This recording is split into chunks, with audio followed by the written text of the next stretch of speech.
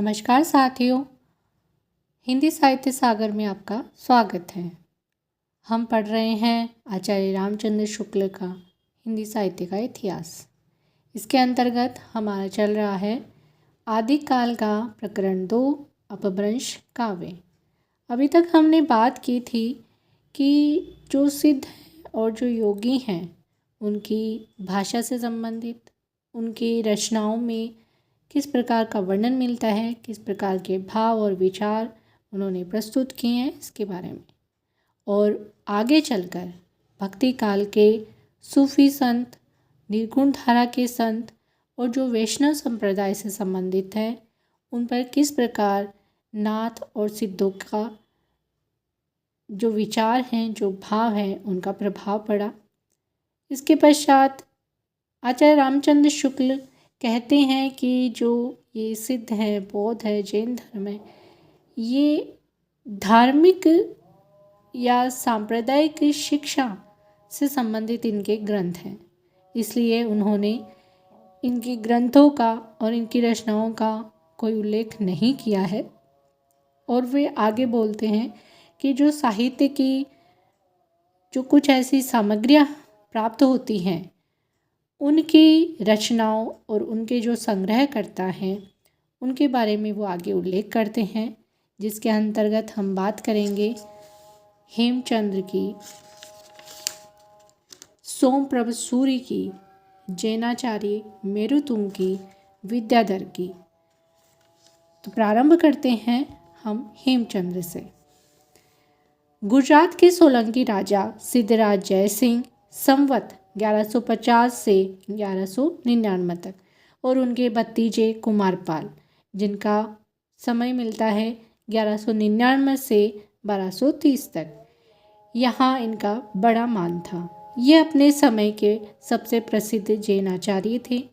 इन्होंने एक बड़ा भारी व्याकरण ग्रंथ सिद्ध हेमचंद्र शब्दानुशासन सिद्धराज के समय बनाया। तो इसका उल्लेख मिलता है, तो आप इस ग्रंथ का, व्याकरण ग्रंथ का आप ध्यान रखें, महत्वपूर्ण है। सिद्ध हेमचंद्र शब्दानुशासन, जो हेमचंद्र जी का सिद्ध हेमचंद्र शब्दानुशासन है, यह महत्वपूर्ण ग्रंथ है, आप इसको ध्यान में रखिएगा। सिद्धराज के समय बनाया। इसमें संस्कृत, प्राकृत और अपभ्रंश तीनों का समावेश मिलता है। तो भाषा से संबंधित भी आप इस पंक्ति को ध्यान में रखें कि संस्कृत, प्राकृत और अपभ्रंश इन तीनों का समावेश मिलता है। अपभ्रंश के उदाहरणों में इन्होंने पूरे दोहे या पद्य उद्धृत किए हैं, जिनमें से अधिकांश इनके समय से पहले के हैं। कुछ दोहे देखिए। भला हुआ जो मारिया, बहिनी हमारा कंतु, लज्जेज तू विहंसी अहू, जय भग्गा घरु एन तू। भला हुआ जो मारा गया, हे बहन हमारा कांत, यदि वह भागा हुआ घर आता तो मैं अपनी समवयस्काओं से लज्जित होती।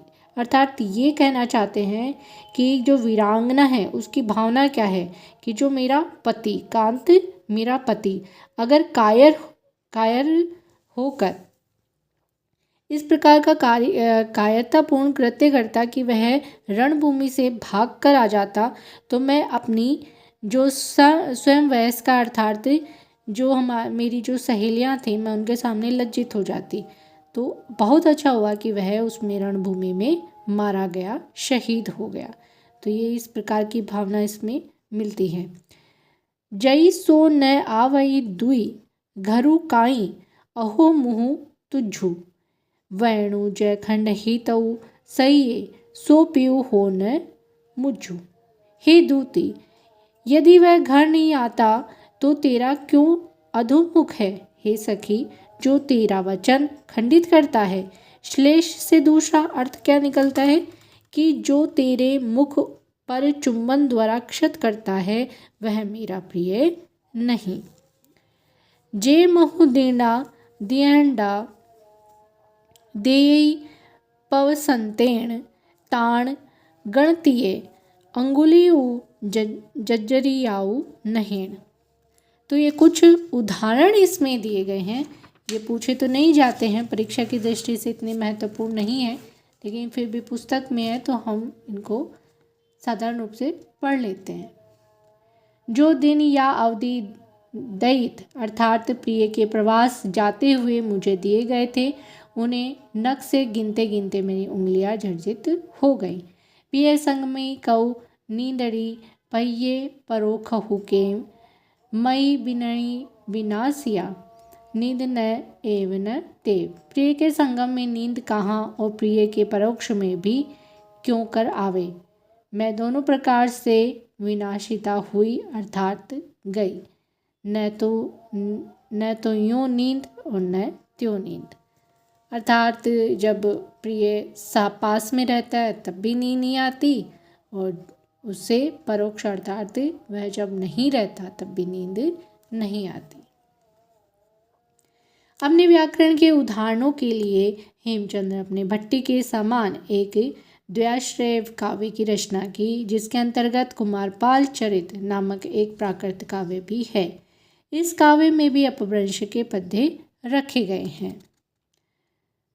आगे हम बात करेंगे सोमप्रभ सूरि। ये भी एक जैन पंडित थे। इन्होंने संवत 1241 में कुमारपाल प्रतिबोध नामक एक गद्य पद्यमय संस्कृत प्राकृत काव्य लिखा, जिसमें समय समय पर हेमचंद्र द्वारा कुमारपाल को अनेक प्रकार के उपदेश दिए जाने की कथाएं लिखी हैं। यह ग्रंथ अधिकांश प्राकृत में ही है। बीच बीच में संस्कृत श्लोक और अपभ्रंश के दोहे आए हैं। अपभ्रंश के पद्यों में कुछ तो प्राचीन हैं और कुछ सोमप्रभ और सिद्धपाल कवि के बनाए हैं। प्राचीन में से कुछ दोहे दिए जाते हैं। रावण जायऊ जहि दिहि दह मुह एक शरीरु चिंता विये तवई ही जननी कवणु पियावय खीरु। जिस दिन 10 मुख एक शरीर वाला रावण उत्पन्न हुआ, तभी माता चिंतित हुई कि किसमें दूध पिलाऊं।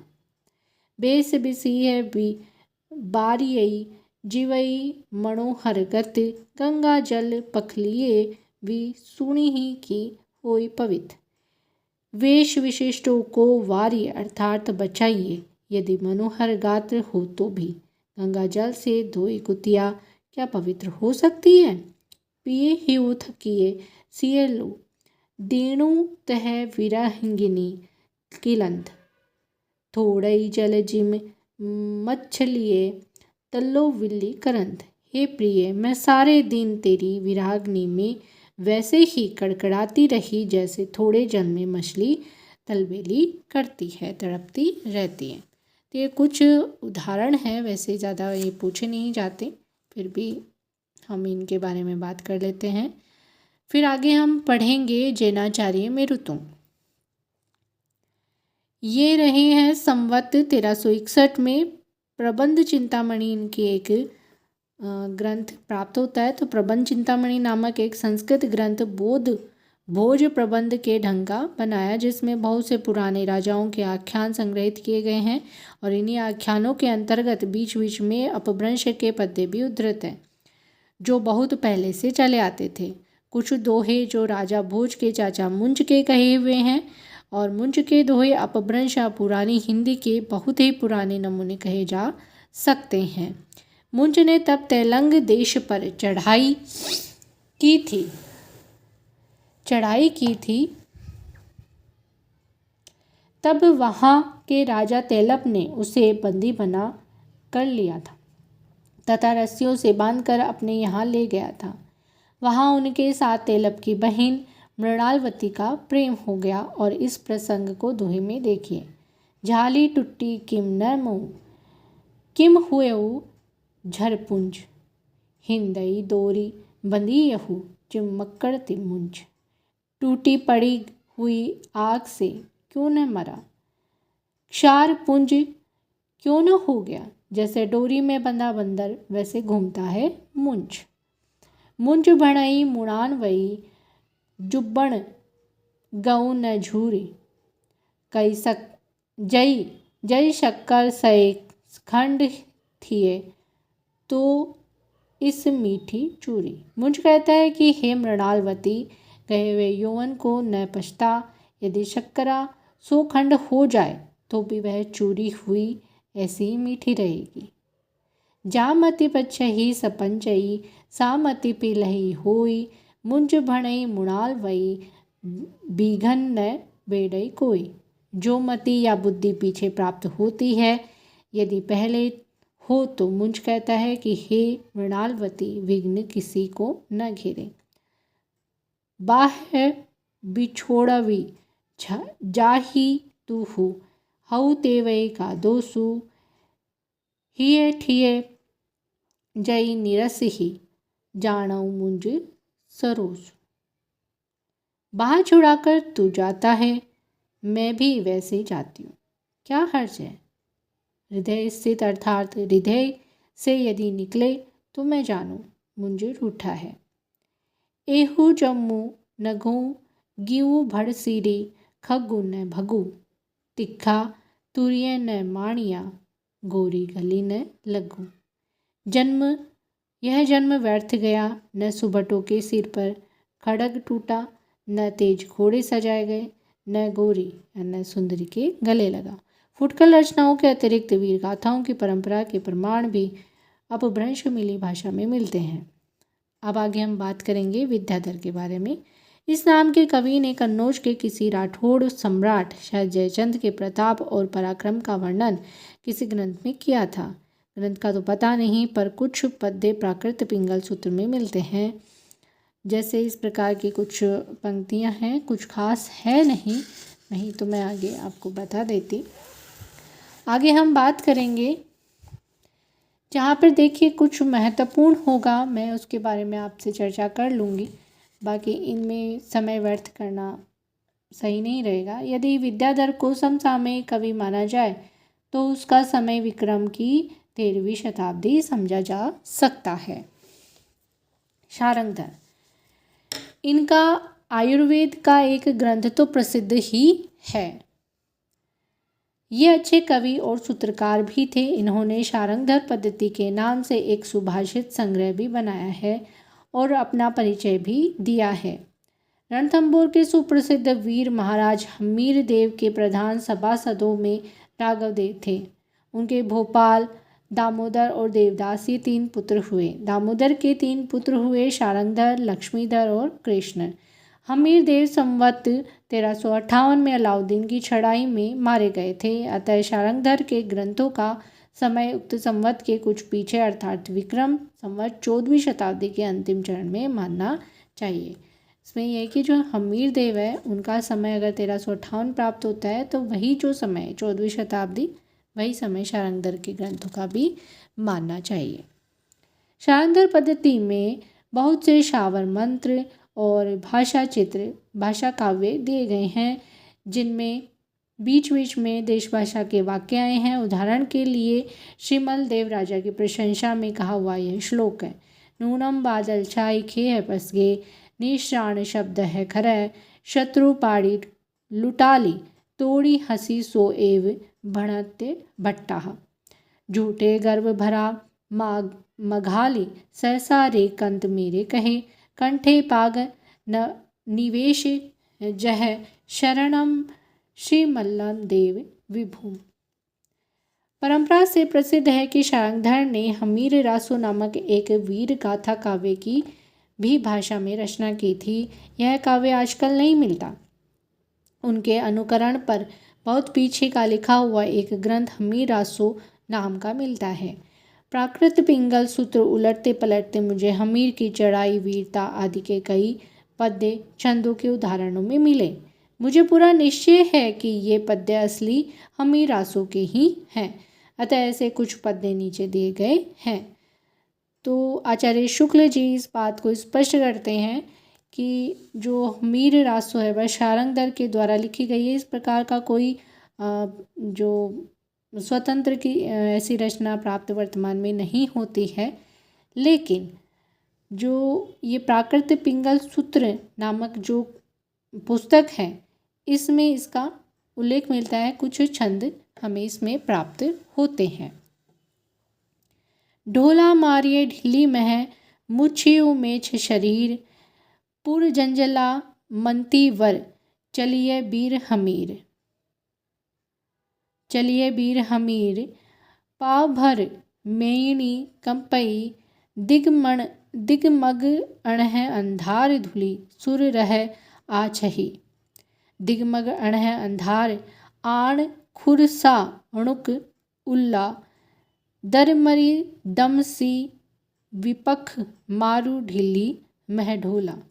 दिल्ली में ढोल बजाया गया, मल्लच्छों के शरीर मूर्छित हुए, आगे मंत्रीवर जज्जल को करके वीर हमीर चले। चरणों के भार से पृथ्वी कांपती है, दिशाओं के मार्गों और आकाश में अंधेरा हो गया है। धूल सूर्य के रथ को आच्छादित करती है। ओल में खुरासानी ले आए, विपक्षियों को दलमल कर दबाया, दिल्ली में ढोल बजाया। इसमें कुछ आगे उदाहरण दिया गया है, तो आगे हम बात करेंगे। ऐसा कुछ इनमें है नहीं, तो यहाँ से हम प्रारंभ करते हैं। देखिए कुछ इस प्रकार की आगे जैसे इनकी उदाहरण दे दिए गए हैं इनकी रचनाओं से, और आगे यहाँ से हम प्रारंभ करते हैं। अपभ्रंश की रचनाओं की परंपरा यही समाप्त होती है। तो हमने उल्लेख किया कुछ उन्होंने कवियों में, जैसे हेमचंद्र का है, शारंगधर का है, विद्याधर का है और मेरुतुंग का। इनके कुछ रचनाओं के बारे में उन्होंने उल्लेख किया, और जो सिद्ध साहित्य और जैन साहित्य और बौद्ध साहित्य, उन्होंने उनकी रचनाओं का कोई उल्लेख नहीं किया और ना ही उनके उदाहरण प्रस्तुत किए, क्योंकि वो ये मानते थे कि ये जो ग्रंथ है ये धार्मिक ग्रंथ है, न कि साहित्य के रूप में। तो उन्होंने साहित्य इतिहास के अंतर्गत उनको स्थान नहीं दिया। इसलिए वो कहते हैं कि जो अपभ्रंश की रचनाएं हैं, उनकी जो परंपराएं हैं वो यहीं पर समाप्त होती हैं। यद्यपि 50-60 वर्ष पीछे विद्यापति का समय माना गया है 1460। इनके बीच बीच में देश भाषा के भी कुछ पद्य रखकर अपभ्रंश में 2 छोटी छोटी पुस्तकें लिखी, पर उस समय एक अपभ्रंश का स्थान देश भाषा ले चुकी थी। प्रसिद्ध भाषा तत्वविद सर जॉर्ज ग्रियर्सन जब विद्यापति के पदों का संग्रह कर रहे थे, उस समय उन्हें पता लगा था कि कीर्तिलता और कीर्तिपता नाम की प्रशस्ति संबंधी 2 पुस्तकें भी उनकी लिखी गई हैं, पर उस समय इनमें से किसी का पता न चला। देखिए विद्यापति जी की जो 2 कृतियां हैं, कीर्तिलता और कीर्तिपता का, इनका उल्लेख मिलता है, और ये जो पुस्तकें हैं इनको जॉर्ज ग्रियर्सन ने पता लगाया था। आगे हम बात करेंगे कि थोड़े ही दिन हुए कि महामहोपाध्याय पंडित हरप्रसाद शास्त्री नेपाल गए थे, और वहाँ राजकीय पुस्तकालय में कीर्तिलता की एक प्रति मिली और जिसकी उन्होंने नकल ली। इस पुस्तक में तिरहुत के राजा कीर्ति सिंह की वीरता, उदारता, गुणग्राह्यता आदि का वर्णन बीच बीच में कुछ देश भाषा के भी पद्य रखते हुए अपभ्रंश भाषा के दोहा, चौपाई, छप्पे, छंद, गाथा आदि छंदों में किया गया है। इस अपभ्रंश की विशेषता यह है कि वह पूर्वी अपभ्रंश है, जिसमें क्रियाओं आदि के बहुत से रूप पूर्वी हैं। नमूने के लिए एक उदाहरण लीजिए। रज लुद असलान बुद्धि बिक्कम बले हारल पास बयसी बिस्बासी राय गए ने सर मारंत राय रण रोल पडू मेयनी हा सद हुआ सुर राय नयर नर अर रमणी बाम नयन पफुरिय धुए। तो इसमें कहा गया है जो कीर्तिलता है उसमें किस राजा का उल्लेख मिलता है? कीर्ति सिंह का। ठीक है, तो इस बात का भी उल्लेख पूछ लिया जाता है कि कीर्तिलता में किसका उल्लेख है और कीर्तिपताका में किस राजा का उल्लेख मिलता है। आगे हम बात करेंगे दूसरी विशेषता क्या है? दूसरी विशेषता यह है कि विद्यापति के अपभ्रंश की यह है क्या है वह प्राय देश भाषा कुछ अधिक लिए हुए हैं। तो उनकी जो अपभ्रंश भाषा है ना, उसमें ज़्यादातर जो शब्द प्राप्त होते हैं वो देश भाषा के प्राप्त होते हैं। अर्थात देश भाषा से तात्पर्य जो खड़ी बोली के जो शब्द हैं वह अधिक मिलते हैं विद्यापति की रचनाओं में, और उसमें तत्सम संस्कृत शब्दों का वैसा बहिष्कार नहीं है। तात्पर्य यह है कि यह प्राकृत की रूढ़ियों से उतने अधिक बंधी नहीं है जिसमें जैसे जिस प्रकार का टकसाली अपभ्रंश है। पुरिस्तेण पुरिसौ नेहि पुरिसौ जम्ममतेन जलदानेन हु जलौ न हु जलौ पुंजो धूमो। वैसे ही इस प्रकार की देश भाषा या बोली भी है। कतहु तरुक बरकर बार जाए ते बेगार धर धरियाने बाभन बरुआ मत्था चढ़ा वही गए के चरुआ। हिंदू बोले दुरई निकार छोटऊ तुर्का बबकी मार। अपभ्रंश की कविताओं के जो नए पुराने नमूने अब तक दिए जा चुके हैं उनमें इस बात का ठीक अनुमान हो सकता है कि काव्य भाषा प्राकृत की रूढ़ियों से कितनी बंधी हुई है।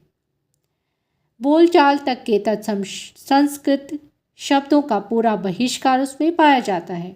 उपकार, नगर, विद्या, वचन ऐसे प्रचलित शब्द भी उआर, नअर, बिज्जा, बण बनाकर ही रखे जाते थे। जासू तासू ऐसे रूप बोलचाल से उठ जाने पर भी पोथियों में बराबर चलते रहे। विशेषण विशेष्य के बीच विभक्तियों का समानाधिकरण अपभ्रंश काल में कृदंत विशेषणों से बहुत कुछ उठ चुका था, पर प्राकृत की परंपरा के अनुसार अपभ्रंश की कविताओं में कृदंत विशेषणों में मिलता है। जैसे जुब्बण गयो न झूरी, गए यौवन को न झूर, गए यौवन को न पछता। जब ऐसे उदाहरणों के साथ हम ऐसे उदाहरण भी पाते हैं जिनमें विभक्तियों का ऐसा समानाधिकरण नहीं है, तब यह निश्चय हो जाता है कि उसका सन्निवेश पुरानी परंपरा का पालन मात्र है। इस परंपरा पालन का निश्चय शब्दों की परीक्षा से अच्छी तरह हो जाता है। जब हम अपभ्रंश के पद्यों में मिठ और मीठी दोनों रूपों का प्रयोग पाते हैं, तब उस काल में मीठी शब्द के प्रचलित होने पर क्या संदेह हो सकता है। ध्यान देने पर यह बात भी लक्षित होगी कि जो जो काव्य भाषा देश भाषा की ओर अधिक प्रवृत्त होती गई त्यों त्यों तत्सम संस्कृत शब्द रखने में संकोच भी घटता गया। शारंगधर के पद्यों पर और कीर्तिलता में इसका प्रमाण मिलता है। तो हमने आज पढ़ा आदिकाल का प्रकरण 2, जिसमें अपभ्रंश काव्य के बारे में हमने चर्चा की। आगे हम बात करेंगे अगले वीडियो में वीर गाथा काल का प्रकरण 3, जिसमें देश भाषा काव्य के बारे में हम चर्चा करेंगे। तो मिलते हैं आगे। धन्यवाद।